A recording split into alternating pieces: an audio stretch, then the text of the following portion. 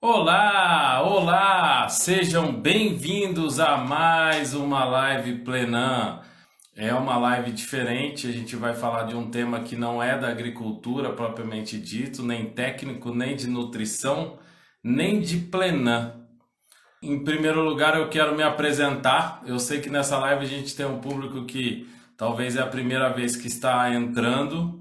Meu nome é Henrique Barbosa, sou diretor comercial da Convivium. Convivio é fabricante dos produtos Plenan, nutrição, fertirrigação para plantas e o nosso foco é hortaliças.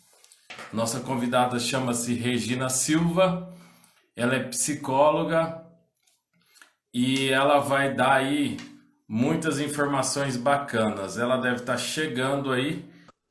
Olá, Regina! Boa noite! Eu estou saindo de um atendimento para a live, então me perdoe pelo atraso. Não, imagina, imagina. O pessoal tá firme. O pessoal tá firme. Que bom, Eu já porque te a gente vai falar de um apresentei. assunto pesado. Eu já te apresentei aí enquanto você não tinha entrado, né? Mas eu gostaria que você reforçasse a sua apresentação.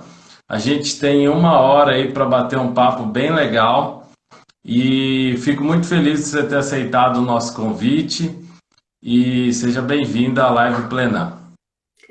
Bom, meu nome é Regina Silva, eu sou psicóloga há mais de 30 anos.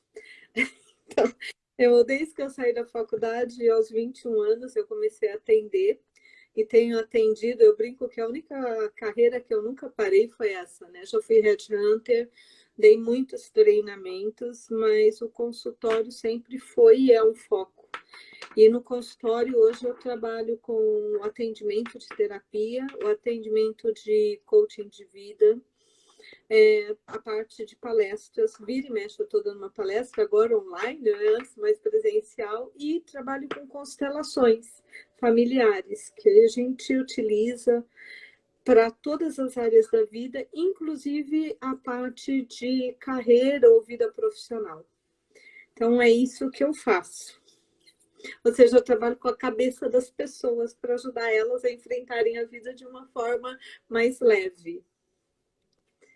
E isso é um tema fantástico, ainda mais nessa época que a gente está vivendo hoje, né? A gente começou a fazer as lives em março e até então live para a gente era uma novidade, para os produtores também. A gente tem um público de produtor, de engenheiros agrônomos, técnicos, pessoal do campo. E hoje é fato, todos os dias a gente tem algum produtor, algum amigo realmente dando um feedback que as lives ajudam, que as lives são boas, e eu acho que hoje vai ser muito legal. Eu já quero aproveitar e já mandar uma pergunta, já que tem um monte de pergunta aqui Meu na cartinha, Deus! aqui já tem um monte de pergunta. É como a gente pode definir saúde emocional, né? E todo mundo pode ter problema emocional, inclusive quem mora no campo, porque assim, muitas vezes a pessoa acha assim, não, no nosso caso, né? Trabalha com planta, planta relaxa, planta ajuda a desestressar e tal. Todo mundo pode ter problema emocional? A partir do momento que você seja um ser humano, você já tem problema emocional. Então, assim, o fato de morar no campo, o fato de morar na cidade, é, tem diferenças, lógico, mas, na verdade, o que nós podemos dizer sobre saúde emocional? Saúde emocional, eu sempre explico de uma forma mais técnica, às vezes, e de uma forma mais simples, tá? Então, assim, a saúde emocional, ela é o equilíbrio das funções psíquicas, tá? E significa, como é que nós vemos isso? Isso se revela na forma como, na nossa capacidade de controlar e gerenciar as nossas emoções. E isso gera uma sensação de bem-estar e nenhum distúrbio emocional, tá? Agora, quando nós falamos em saúde mental, tá? Ela trata de um estado de equilíbrio psicológico e da inexistência de distúrbios, como depressão, como ansiedade. Tá? Então, a saúde emocional, ela abrange o estado de espírito do indivíduo. Então, nós temos que entender, Henrique, isso é muito importante, que assim, todos nós temos emoções. Então, quando nós pensamos em emoções, vamos pensar as emoções que nós nascemos, tá? Eu, você, todas as pessoas do planeta, tá? Não importa a origem, a raça, a religião. Nós nascemos com, eu brinco que assim, para as pessoas lembrarem, é só lembrar da Marta, tá? A Marta P. Então, se fosse uma mulher, nós diríamos, a Dona Marta P. Quem é a Dona Marta P? É o medo, a alegria, a raiva, a tristeza, o amor e o prazer físico. Então, todos nós nascemos com essas emoções, ok? Sem nenhuma diferenciação. Isso se chama emoção verdadeira. Tá? O que é uma emoção verdadeira? Emoção verdadeira é aquilo que faz com que eu tenha uma reação fisiológica própria. Então, quando eu tenho medo e quando você tem medo, nós temos a mesma reação. A nossa pressão, ela cai de uma vez, por isso que a gente sente aquele friozinho na mão e na barriga, tá? Eu travo o meu corpo, meus esfíncteres principalmente. Por isso, quando eu relaxo, muita gente às vezes defeca, urina nas roupas. Isso é uma reação verdadeira. Ela é rápida, ela dura pouco e ela é intensa. Tá? Então, você travou, relaxei. Você tem a raiva, já é aquele negócio. Você estica o peito, vem brigar. A minha pressão sobe, por isso que é muito raivoso, às vezes morre do coração. Tá? Às vezes morre de um AVC, por quê? Porque a pressão sobe de uma vez e o sangue também, então por isso que a gente fica rosadinho. Enquanto que com medo a gente fica pálido porque a pressão caiu, com a raiva, tá? Então, também, a raiva, quando vem, a pessoa estoura e depois ela fica exausta e acabou, ok? Então, a tristeza também, nós fazemos o quê? Eu perdi, sei lá, o ano passado eu perdi o meu gatinho. Eu tive um luto, ele viveu comigo 16 anos, ele era parte da família já, né? Porque eu entrava em casa e já vinha miau, miau, e eu miau, miau. Então, eu tive um período de luto. O que é isso? Eu fiquei muito triste, porque eu perdi alguém com que alguém, né? Porque os bichos hoje são partes do nosso cotidiano. Ele era parte, lá fazia parte. Tá? Tanto que a minha sobrinha chegou em casa e chorou e falou: eu sinto falta do Panther. Porém, nós tivemos aquilo, eu chorei, eu fiquei muito triste por uma semana, 2, 3, 4 semanas. E aí eu fui lidando com a outra gatinha, eu tinha um casal de gatos, eu lembro dele, eu fico triste? Lógico. Eu tenho saudade? Lógico. Mas eu não entrei em luto. Tá? Essa é a diferença. Eu entrei em luto, mas eu não entrei em depressão. Tá? É normal e natural. A alegria, o amor e o prazer físico, eles não matam. Tá?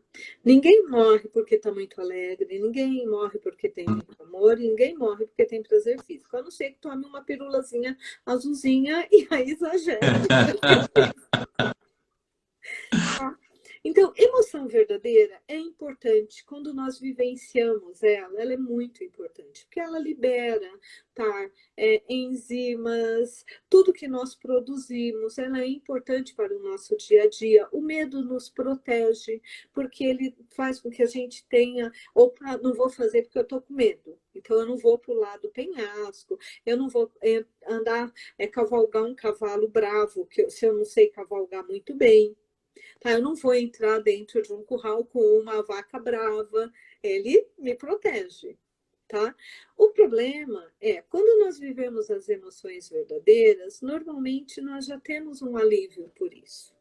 Mas existe uma outra coisa, que são as emoções de disfarce. É quando a minha família não sabe viver algumas emoções e ela me ensina também. Como ela não sabe viver, ela não sabe me ensinar a lidar com ela. Então, assim, eu tenho medo e aquele medo eu não consigo vivenciá-lo porque eu não sei o que fazer com ele. Eu coloco uma outra emoção e eu vou acumulando emoções, porque as nossas emoções, a nossa memória é emocional. Então, assim, eu fiquei triste. Eu sempre gosto, quando eu vou falar sobre emoções, de usar. Eu até coloco um colar de pérolas, porque é como se a gente tivesse um colar de pérolas dentro de nós em relação a cada emoção. Então, eu tenho medo, o medo, eu vivi um momento de medo agora, explodiu alguma coisa. Só que a minha mente, ela revisita todas as minhas memórias de medo e ela reage a todos os medos que eu guardei. Isso daí já não é uma memória verdadeira. Fale. Então, assim, pessoal, manda as perguntas aí que minha cabeça já está fervendo aqui. Então, a gente pode dizer que quando acontece isso, igual você falou, a pessoa se assusta, sente medo, ela dispara outros medos que ela já sofreu e isso causa um sentimento de sofrimento maior. Vamos pegar uma pessoa que tem muitas memórias de raiva. Por qualquer coisa, ela explode, uma coisinha pequena, ela já explode como se o mundo estivesse acabando. Você fala, gente, eu só derrubei um pouco d'água aqui no chão, por que está tendo esse piti? Poxa, tudo bem, o cara, foi sem querer, eu fechei você, porque senão eu ia bater ali no cara da bicicleta. Ou eu atropelava o cara ou te fechava. Eu te fechei, desculpa. Mas o outro já começa a te perseguir, já quer te matar. Fala, gente, socorro, a pessoa é louca. Não, ela tem muitas memórias e esse excesso de memórias que nós não limpamos por ser humanos. Então, assim, vamos lá. O teu cachorrinho, ele fica com medo, ele trava e ele faz isso, ele dá um tremelique, é como se ele tirasse aquela energia dele. Nós não, nós acumulamos a energia, então ela vai se guardando dentro de nós. Então, o que isso gera? Isso gera que muitas vezes nós temos uma emoção e nós reagimos com outra. Você nunca encontrou alguém que estava chorando e você quis bater na pessoa? Você fica com raiva da pessoa, você fala, não, mas a pessoa está sofrendo e você está com raiva. Ela está sofrendo, mas possivelmente você não está conseguindo ter uma reação fisiológica igual a dela. Ela está Uhum, trazendo um sentimento e o que você está sentindo é outro. Então, sim. é muito importante nós entendermos isso, porque, principalmente, assim, a maior parte das pessoas, elas não lidam bem com a raiva. O problema, Henrique, é que quando, imagina, eu estou aqui com o meu colarzinho de cada emoção, tá? Só que o ser humano, ele é tão inteligente que ele faz o quê? Ele pega o mesmo evento e coloca em dois lugares. Então, quando eu tenho, por exemplo, medo e raiva, eu tenho esse excesso, os dois se encontram aqui, eu tenho a reação fisiológica dos dois. Então, você imagina o que acontece, o que o medo faz, o medo diminui a minha energia e a raiva aumenta. Ou seja, eles começam uma briga dentro deles tão forte que a pessoa tem aquilo que a gente chama de depressão emocional.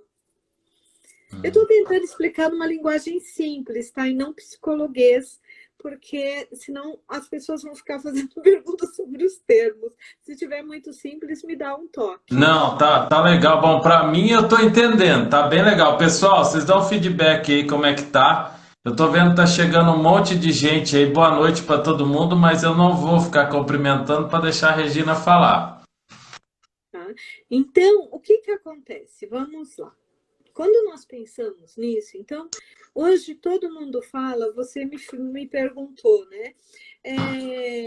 O que é a saúde emocional? Então, saúde emocional, nós podemos dizer que é como, é assim, eu tenho inteligência emocional, você brigou comigo, eu reajo à briga com você. Nós estamos juntos, um exemplo, né? Daqui a pouco a Kátia vai dizer só um exemplo. Nós estamos namorando, nós saímos, você olha para o lado, eu olho e falo, ai, tem alguma coisa interessante? Isso é ter saúde emocional. Você olha para o lado e eu viro e falo, você está olhando para o outro. Você tá isso, você é aquilo. Peraí, eu só olhei para o lado. Ou seja, eu já estou reagindo, não é a você. Eu estou reagindo a todo mundo que está aparecendo, ou seja, memórias que não tem nada a ver com você. Então, imagine, eu pego, quando eu tenho a reação fisiológica do medo e da raiva, tá? As duas juntas, porque eu coloquei o mesmo evento em caixinhas diferentes e eles estão conectados, eu tenho aquilo que a gente chama de depressão emocional. E é muito importante, Henrique, nós termos clareza de uma coisa que muitas vezes as pessoas não comentam. Graças a Deus, com as lives, as pessoas estão comentando mais, tá? Que assim, a depressão, ela é algo que hoje se tornou uma doença. O Ministério da Saúde colocou a OMS, a Organização Mundial da Saúde, a depressão, ela tem CID. Toda vez que uma doença, toda vez que um sintoma tem um CID, se torna uma doença. Então, no passado, o estresse era algo normal. Hoje, o estresse é uma doença. Por quê? Porque se tornou tão comum as pessoas passarem mal e terem sintomas por conta do estresse, isso gerar que elas tenham que ter tratamento, que ela se torna uma doença. Então, ela se torna o que era comum, o que era incomum se torna algo tão comum que se torna uma doença. Isso se reflete no CID. Por isso que quando você vai, por exemplo, entrar com o auxílio saúde, eles pedem o quê? Eles pedem um CID. Ou seja, isso que você está tendo é uma doença? Então, vamos entender. Quando nós falamos em saúde emocional, nós precisamos entender que algumas coisas que hoje nós estamos vivenciando e falando, às vezes não se explica. Primeira coisa, as pessoas falam muito em depressão. Tá? E a depressão pode levar a uma questão que é muito sério, que é o suicídio. Hoje, um dos objetivos que foi feito com todos os países pela OMS era chegar em 2020 com 10% a menos de número de suicídios. E nós não estamos conseguindo fazer isso, porque tem aumentado. Tá? A depressão é uma das causas. A gente pode dizer que esse tempo que a gente ficou mais em casa com a quarentena, agora cada região está se estabelecendo de uma maneira, mas a gente na roça sofreu muito, né? Então, da noite para o dia mudou tudo, a gente tinha programação de entrega, tinha colheita, tinha restaurante que a gente entregava, o restaurante fechou, e assim por diante. E a gente parou a rotina e ficou mais tempo dentro de casa, ou mais tempo sem viajar, ou mais tempo sem ir para o Ceasa. E o convívio familiar mudou muito também. Isso vai refletir ou está refletindo na saúde emocional, na depressão? Tá. Então, eu só vou retomar o que eu estava falando para responder sua pergunta, tá? Então, vamos lá. Quando nós falamos, o que acontece? Toda mudança de rotina, tá? Toda instabilidade, ela gera uma situação de estresse maior. Então, para você ter uma ideia, olhe bem, em 2005, tá? A média, dentro de uma das linhas de trabalho que eu faço de coaching, nós dizíamos que uma pessoa normal passava de 17 a 35 eventos de estresse diário. Eu acredito que hoje tenha dobrado isso, tá? Ou seja, você tem que ter resiliência para conseguir lidar com isso, tá? Então, vamos lá. Teve uma pessoa que fez uma pergunta, o Marcelo fez uma pergunta aqui, como estabelecer limite no núcleo familiar para evitar problemas como depressão. Então, primeiro a gente tem que entender para depois a gente colocar limites, tá certo? Então, vamos lá. Nós temos a depressão, nós temos diversos tipos de depressão. As pessoas acham que depressão é uma coisa só, e não é. Nós temos a depressão emocional. É quando eu não consigo expressar os meus sentimentos, eu vou guardando, e isso começa uma briga dentro de mim tão forte, que é como se a raiva brigasse com a tristeza e uma come a energia da outra, porque são as duas maiores energias que nós temos no nosso corpo. Isso me tira energia e eu fico de cama, tá? Isso é uma depressão emocional. Por isso que a gente fala, não é só tomar medicamento. A coisa é tão complexa que hoje, mesmo quando você vai falar com psiquiatras, com psicólogos, nós não sabemos clarificar, é isso, isso, isso. Tem muitos sintomas envolvidos. Então, a depressão emocional, muitas vezes nós temos que entrar com medicamento e com terapia. Por que a terapia? Para você, vamos dizer assim, dentro da minha linha de trabalho, nós vamos limpar as suas emoções para que você consiga lidar com a situação real e não com tudo que você está trazendo do passado. Tá? É possível, tem técnicas hoje super legais e que resolvem. Uma é a terapia da linha do tempo, tem gente que trabalha com Theta Healing, tem gente que trabalha com terapia comportamental, aí nós temos que ver o que se adapta a nós. Esse é o primeiro ponto, tá? Quando nós misturamos nesse mesmo, tá? O Paulo falou, tem emoções que podemos controlar e tem outras não, mas nós nos contamina passivamente. Na verdade, não é, na verdade, Paulo, nós podemos controlar todas as emoções se nós vivermos essa emoção com equilíbrio. O problema é que, na maior parte das vezes, a gente vai acumulando, acumulando, acumulando. Então, é aquela pessoa. Eu tenho um problema com o Henrique. Em vez de eu resolver o problema que é de um grão de ervilha, eu vou resolver quando é um caminhão de ervilha. Aí, eu vou derrubar o caminhão, a ervilha, tudo em cima dele. E aí, a coisa, eu perco o controle. Então, se nós criássemos um simples hábito que é, teve um problema, resolve o problema, nós já começaríamos a diminuir isso. Fale, Henrique.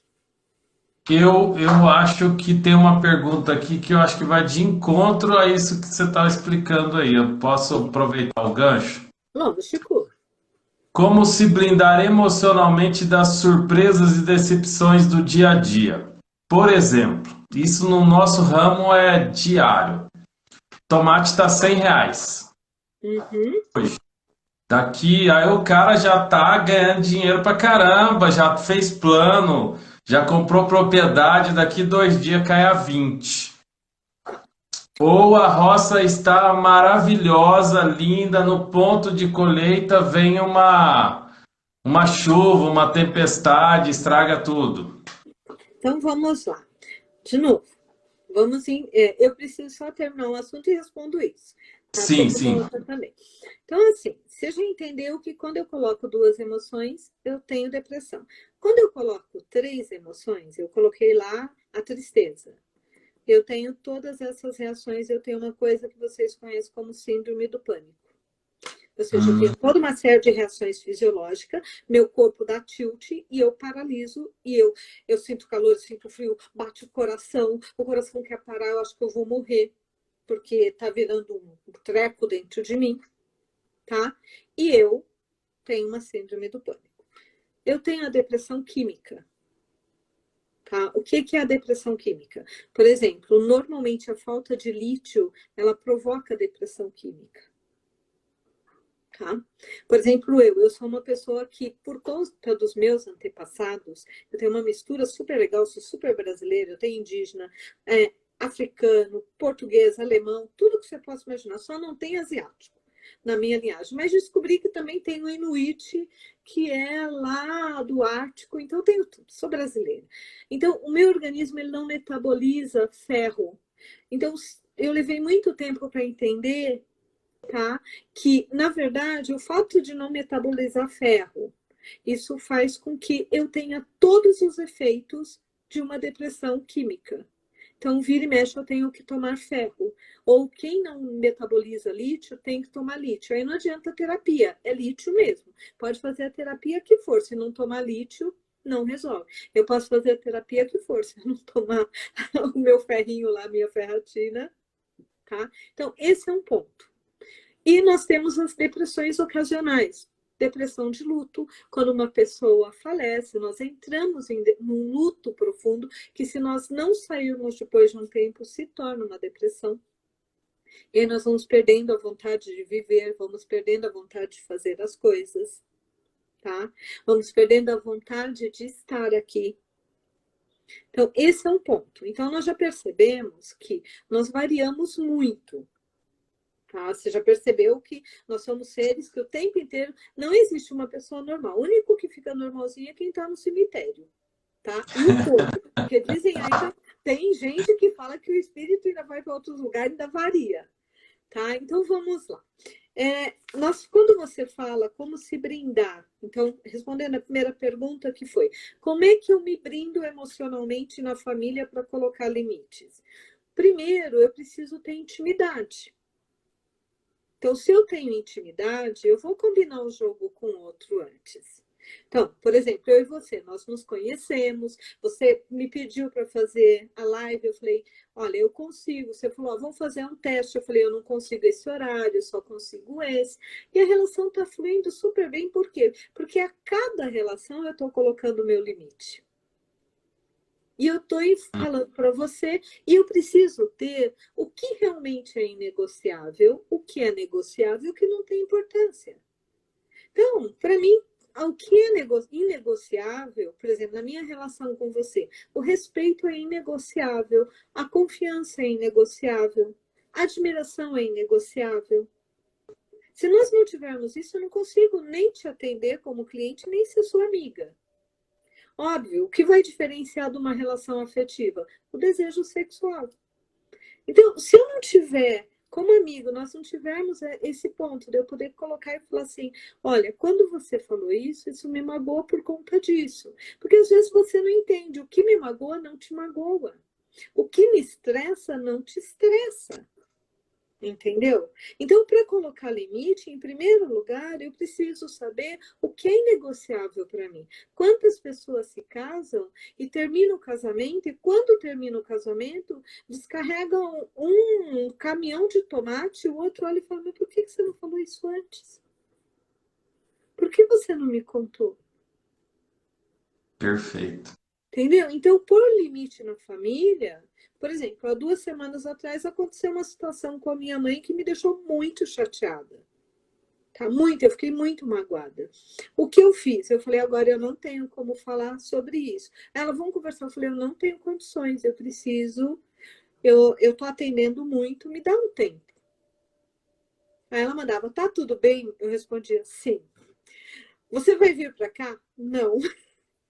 Era o meu limite. Aí, esse final de semana, eu fui lá e falei, olha, eu me magoei por causa disso, disso e disso. Eu não concordo com isso, isso e isso. Mas talvez você tenha razão e eu estou olhando por outro lado. Como é que é isso para você? Como é que a senhora está vendo essa situação? Ah, eu concordo com isso, eu discordo com isso. Eu falei, tá, eu não quero mais lidar com isso porque isso me magoa. Mas você gosta de lidar dessa forma. O que a gente pode chegar num acordo? Ela falou, tá, nessa parte eu cuido disso. Eu falei, tá bom. Então, a partir de agora, eu não me intrometo mais nisso. Eu coloquei um limite, minha mãe também colocou e a gente saiu bem. E hoje eu posso falar disso porque já está resolvido. Isso é colocar limite. E não você fazer algo para mim, eu ficar pé da vida e ficar te cutucando até provocar uma briga e que depois eu não sei lidar. E é isso que está acontecendo nas relações familiares. Nós estamos sendo obrigados nessa pandemia a ter que olhar para a relação e a ter que resolver coisas que antes nós íamos para o cinema, íamos beber, saíamos para jantar, encontrávamos outras pessoas e não lidávamos. Esse é um ponto. A sua segunda pergunta, como é que eu me brindo? Em primeiro lugar, eu tenho que ter clareza como é que meu mercado funciona. Por exemplo, eu sou uma psicóloga clínica autônoma. Eu não tenho um salário fixo, que é o mesmo que acontece com o pessoal do campo. Nós estamos na mesma situação. Tá? Então, se eu já sei disso, o que eu vou saber? Pô, o tomate está R$100, legal. Quanto esse dinheiro aqui, em vez de eu comprar fazendo isso, eu vou ter de reserva? Por quê? Porque o tomate pode cair. Se ele cair, eu tenho que ter dinheiro para sobreviver até ele subir de novo. É como investir na bolsa. Só que se eu não tiver essa clareza, subiu para 100, uhul, vou comprar tudo que eu posso, depois eu não posso pagar. Então eu começo a lidar com não lidar com a realidade. Eu acho que todo mundo que é autônomo, e no Brasil muitas pessoas são autônomas, nós temos que entender que nós trabalhamos 10 meses para viver 13. Por que 13? Porque em janeiro você tem 2 meses. Não dá mais. Janeiro significa 2 meses. Você tem que pagar IPVA, você tem que pagar escola, você tem que pagar matrícula. É tudo por 2 em janeiro. Então, nós já mesmo quem trabalha, empregado, nós temos uma estabilidade. Por exemplo, quando começou a pandemia, não foi só as pessoas do campo, mas o salário de muitas pessoas diminuíram. Sim. Tá? Às vezes até 60%. Entre desligar ou pagar 40%, as pessoas. Então, se nós não tivermos essa consciência de, seja no campo ou na cidade, nós precisamos de um planejamento. O que isso vai gerar? Isso vai nos. Nós estamos dando um poder para os outros que o outro não tem. E aí o meu emocional, ele fica refém do mercado, do dinheiro, do tomate, da chuva, da peste, do que for. Então, isso daí entra, Henrique, no que a gente chama de autorresponsabilidade. Muitas vezes nós não temos essa orientação, no passado não tinha, agora, graças a Deus, já está começando, que é a orientação financeira. Então, sim, aumentou, foi para R$ 100, tá, eu não vou aumentar meu padrão de vida para R$ 100, eu talvez aumente para 40, para ter esse equilíbrio. Por quê? Porque senão é como uma pessoa que fica o tempo todo com uma expectativa de ganhar na Mega Sena. Cada vez que ela não ganha, ela entra numa tristeza, e ela vai acumulando Então, isso, e aí tem uma hora que ela perde as esperanças. Ela perdeu a esperança, nós estamos falando do quê? Nós estamos falando que a vida perde o sentido. Então, assim, o mercado de vocês é um mercado que varia. A questão de ter inteligência emocional é para quem eu vou dar o meu poder. Se eu permitir que o tomate tenha mais poder do que eu, o tomate me leva. ó, pessoal, ó a dica de ouro da Regina, hein? Eu falo isso sempre, a dica de ouro. Essa é uma dica de ouro. Quem tem o poder, Sim, né? porque nós damos um poder hoje para o financeiro que não é real. Na verdade, nós damos poder para o financeiro, para quem faz a live, para quem está na TV. Gente, não é isso. Quem tem que ter o poder somos nós. É esse poder que vai me dar equilíbrio. É esse poder que vai fazer com que eu lide com a realidade. Porque senão eu vivo uma realidade que não é real. Isso me gera instabilidade. Instabilidade me deixa fragilizado. E a fragilidade me abre as possibilidades até desenvolver uma doença. Porque a minha imunidade cai, entendeu? Então, como é que você me fez a pergunta? Como é que eu me blindo? Em primeiro lugar, sabendo que eu estou no mercado instável. Tá? Eu estou no mar. Quem está no mar vai ter momentos que o mar está calmo e momentos que o mar ele está revolto. E tem momentos que tem tsunami. Então, você precisa estar preparado para viver o mar calmo, o mar com chuva e tempestade e o mar com tsunami. Porque senão, na primeira chuva, seu navio vai água abaixo. Ou melhor, mar a fundo, né? Porque ele vai afundar. Tsunami, então, esquece. Você não está mais nem vivo para lidar com isso. É assim, isso para mim, essa questão, eu trabalho muito com o que eu chamo da minha metodologia, que é a metodologia AP. Nós temos autonomia, poder e independência. Para ter isso, eu tenho que ter uma coisa chamada autorresponsabilidade. Tá? E autorresponsabilidade significa eu entender que eu sou responsável por mim, pelas minhas escolhas e pelos meus sonhos. Eu acho que nós temos que ter sonhos, mas nós temos que saber quando realizar esses sonhos ou não, para que o sonho não se torne um pesadelo. Tá? O mercado de vocês é instável. Então, como é que eu me blindo contra a instabilidade? Criando portos de segurança. Se eu sou uma pessoa que não sei lidar com instabilidade, tá? Eu não sei surfar, o que eu vou fazer? O tomate está 100, eu vou ter reserva para pelo menos 6 meses ou 1 ano de vida. Regina, você está louca. Olha bem, é Brasil, que nós ganhamos, não dá nem para pagar as contas. Quando dá 100 é para pagar o que está atrasado. Eu entendo, mas eu entendo também que nós temos que ter essa clareza que a responsabilidade, como nós vamos cuidar das coisas, é nossa. Entendeu? Nós temos que ter isso, porque senão, o mercado subiu, eu vou trocar meu carro, eu vou fazer isso, vou fazer aquilo. Tá aí depois. Isso Bacana, daí, perfeito. Eu acho que isso que você falou é um pouco cultural. Tem regiões que a gente vê que o produtor se preocupa um pouco mais nas reservas, até pelo clima que ele já tem, histórico e tal, ele está um pouco mais preocupado. Tem produtores, dependendo da região, que é uma região de clima mais favorável, você sente que ele vai surfando no dia a dia mais tranquilo. Mas eu acho perfeita essa colocação. Eu quero aproveitar, nós já chegamos a 42 minutos e tem um monte de perguntas. Deus! E eu, assim, eu vou tentar fazer juntar aqui.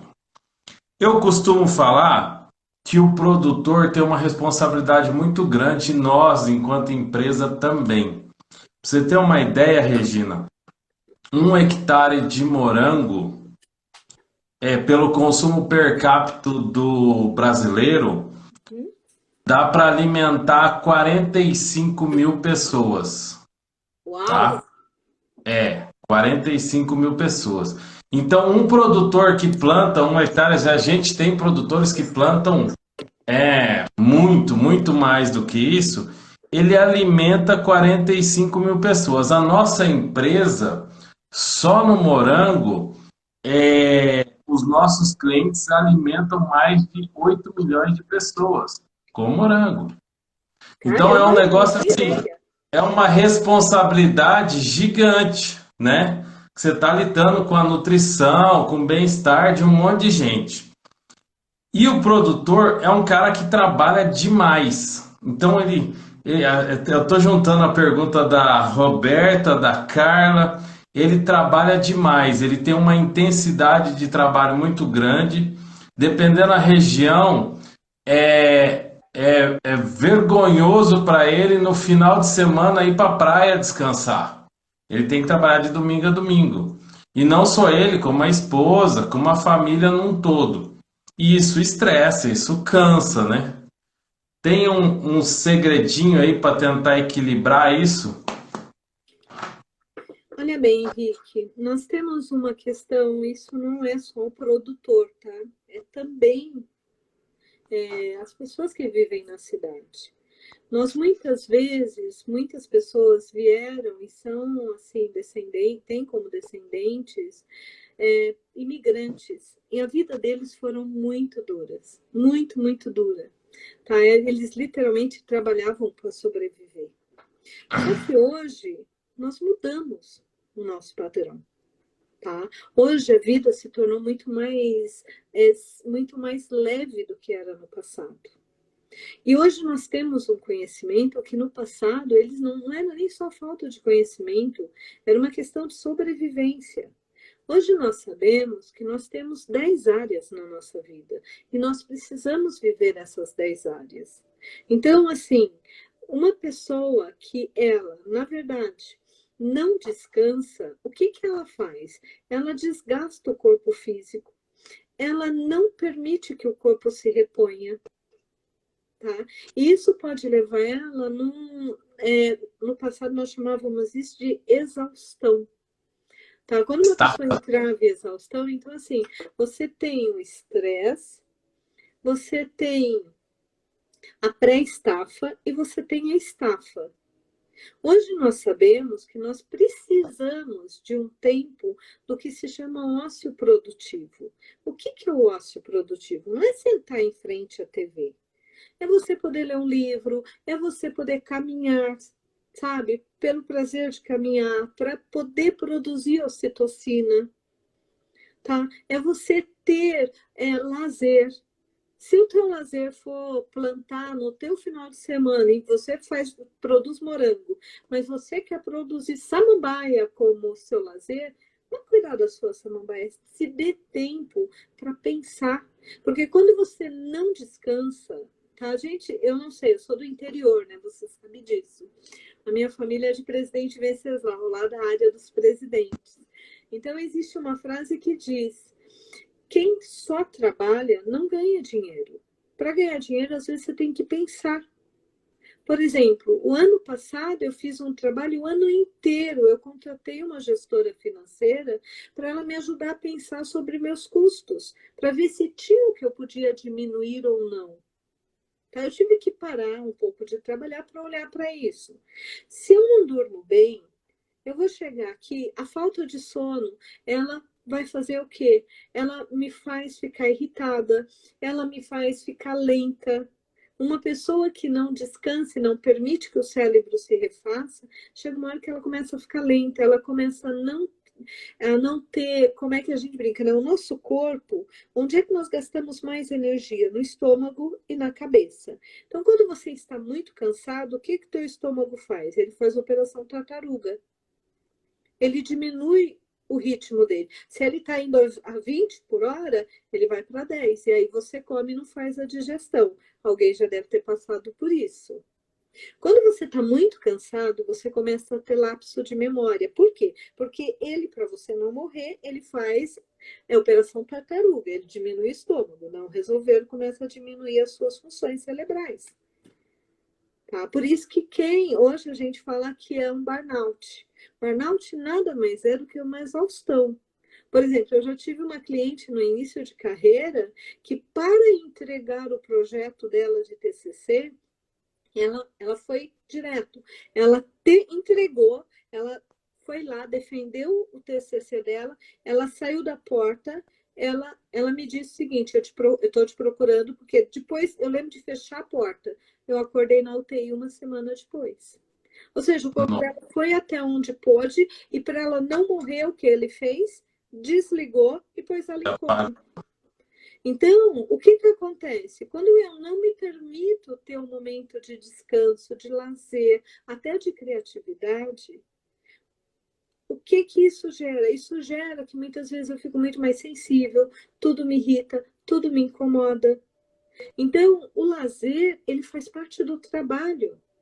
Como palestrante, uma das dicas que eu tive num dos meus cursos de formação, com um dos grandes palestrantes de São Paulo, é: você quer ganhar mais dinheiro, você tem que ter tempo para fazer, no mínimo, academia 3 a 4 vezes por semana. Você precisa dormir pelo menos 8 horas, se isso for o suficiente para você. Você precisa ter horário para comer. Por quê? Senão você não tem energia. E aí, falando no âmbito um pouco mais energético, tá? Nós somos seres vibracionais. Se a minha vibração está muito baixa porque eu não tenho energia, como é que eu vou atrair coisas que estão aqui? Aí começa tudo a errado. Começa a quebrar coisa em casa, eu começo a perder negócio, as coisas começam a... Quando nós estamos muito ansiosos, que a coisa não caminha, isso ocorre. Então, o lazer, ele, na minha opinião, tá? E é um desafio para mim também, porque eu sou bisneta de imigrantes. Então, assim, a gente é colocado para trabalhar, é ter lazer, é poder simplesmente ter um ócio criativo. Tá? Porque quem não para pensar, mesmo quando o dinheiro vem, não sabe o que fazer com ele. Não adianta você atrair dinheiro e manter o dinheiro se você não consegue usufruir. Você tem que atrair dinheiro, você tem que ganhar dinheiro, você tem que manter, para isso te dar estabilidade, você precisa usufruir. Não sei se eu falei demais, tá, Henrique? Desculpa, eu me empolgo. Show de bola. Show de bola.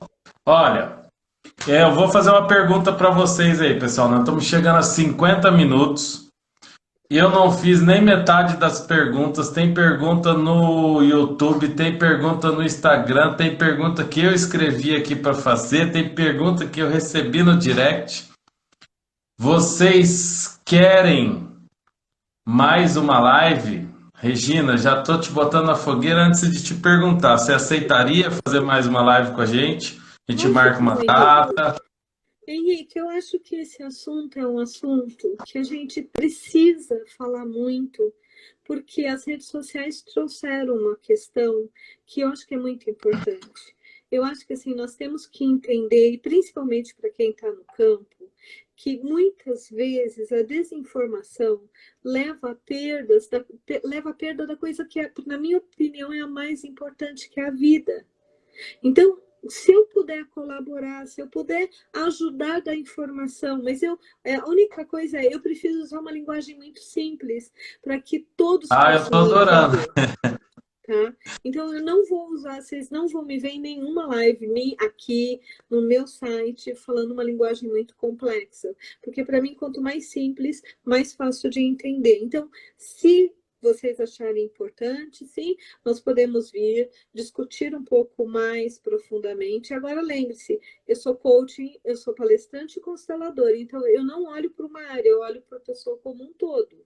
Então, por isso que as minhas opiniões, elas pegam um monte de vertentes. Mas sim, Ah, tá não, bom, ó, se o você pessoal quiser. topou na hora, um monte de sim aqui, Regina.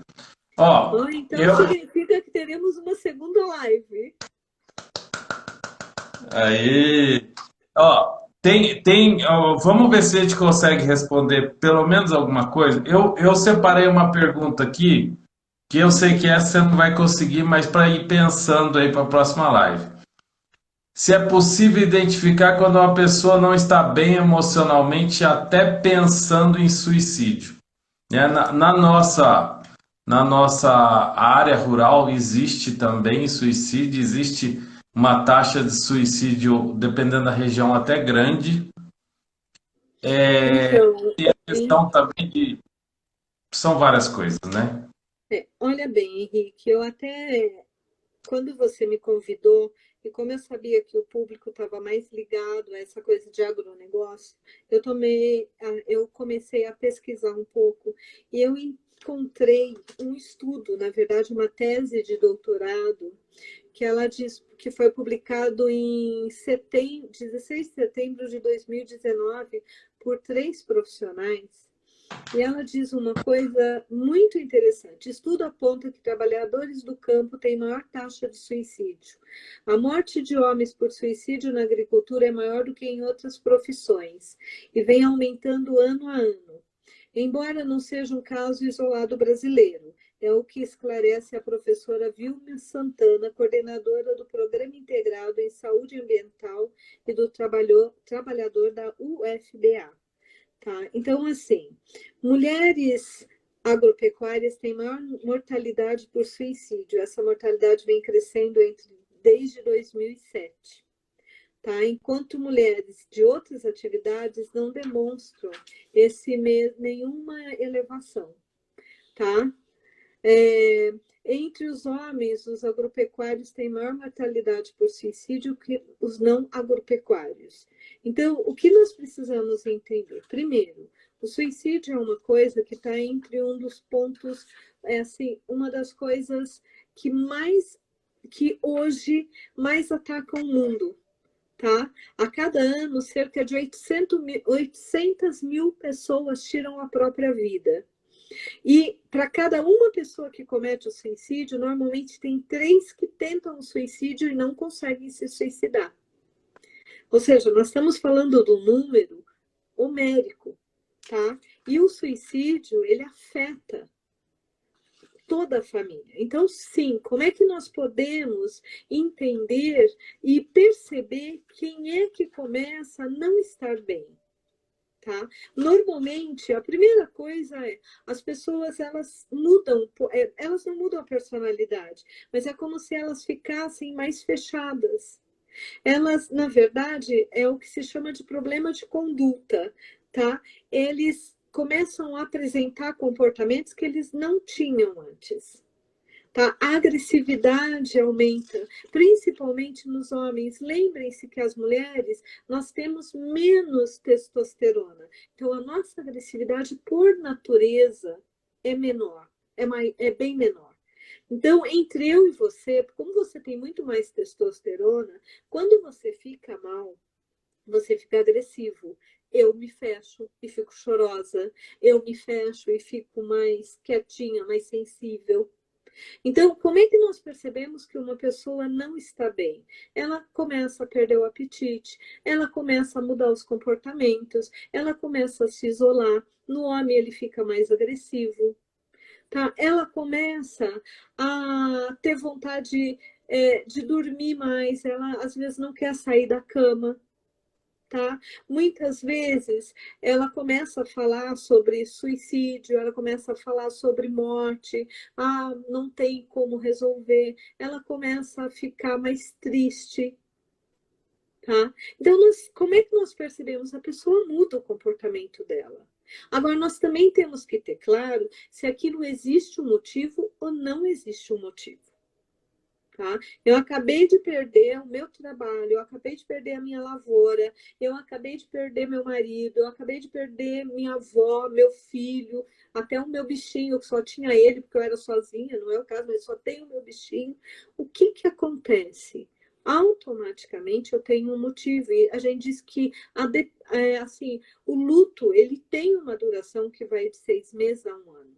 E quando o luto, a pessoa não consegue sair do luto, aí nós temos que procurar ajuda. O que é muito interessante, tá? Eu fiz uma live há um tempo atrás, quem tiver interesse em assistir, acho que foi mês passado, onde eu falei sobre o papel do homem na sociedade. E, historicamente, o homem sempre foi a pessoa que mais morre mais fácil. Ele se suicida, ele vai para a guerra, ele sofre bullying. Tá? Então, apesar de dizerem que a mulher é o sexo frágil, quando a gente vai estudar o homem, o que se tem é muito pouco. Tá? Porque a gente fala que o homem é livre, livre até a página 2. E por isso mesmo, o que que acontece? O homem, hoje, graças às redes sociais, graças a todos os movimentos que nós estamos tendo, eles falam mais sobre sentimento. Mas ainda o homem é aquele que, em vez dele sentar e chorar e dizer que está mal, ele vai lá e bebe. Então, nós temos um outro problema, é o vício. Tá? Seja droga ou bebidas. Por quê? Até ele procurar um médico, quando ele vai procurar, às vezes o caso é muito mais grave do que a mulher. Porque ele não aceita estar doente. Ele não entende ainda que a doença emocional, ou a doença mental é uma coisa, mas a doença emocional, que é o que mais nos ataca, ela simplesmente pode, ela é uma doença, ela pode nos levar até uma coisa drástica como o suicídio, ou até um suicídio involuntário, que é uma doença ou um vício. Então, Henrique, como é que nós identificamos quando a pessoa começa a mudar o comportamento? E aí nós temos que olhar para a pessoa, porque às vezes a pessoa está mudando o comportamento para ser vista. Entendeu? É amplo esse assunto, mas o primeiro passo é, se eu estou ficando muito triste, muito tempo, eu só fico triste, por exemplo, durante o dia eu estou alegre, estou triste, estou bem, estou mal, meu estômago dói, minha barriga dói, minha cabeça dói, sabe? Eu vou mudando os sintomas, isso é normal. Só que quando isso é muito contínuo, tem algo errado. E eu preciso pedir ajuda. Hoje tem N lugares. Por quê? Porque esse já é um trabalho que a OMS, a Organização Mundial da Saúde, colocou como objetivo para o mundo, diminuirmos o número de doenças emocionais, mentais, ou seja, suicídios. Perfeito, Regina. 59 minutos. Muito obrigado mesmo. Voou. O pessoal está falando aqui, nem viu o tempo passar. Você tem 27 segundos para se despedir. Muito obrigado. Gente, e quem quiser assistir as minhas lives sobre a parte emocional, @Giracê, tá bom? Muito obrigado pela atenção e espero ter contribuído. Valeu. Pessoal, até a próxima. Vou colocar os recados, o Instagram da Regina lá no nosso story. Tchau, tchau. Tchau, tchau.